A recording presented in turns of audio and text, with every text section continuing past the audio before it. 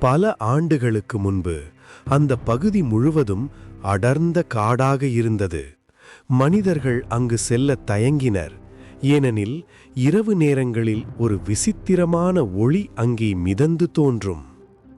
ஒரு பௌர்ணமி இரவில் கிராமத்தில் வாழ்ந்த ஒரு முதியவர் அந்த ஒளியை நேரில் பார்த்தார்.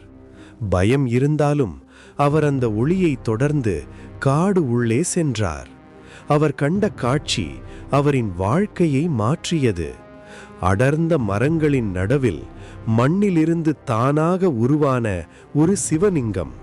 அதன் மீது நிலவொளி போல வெள்ளை பிரகாசம். அந்த ஒளி சாதாரண ஒளி இல்லை, அது ஒரு உயிருள்ள ஆற்றல் போல இருந்தது. அந்த நாள் முதல் அந்த இடம் ஒளிமதி என அழைக்கப்பட்டது. பின்னர் அங்கே ஒரு கோயில் கட்டப்பட்டது. ஆனால்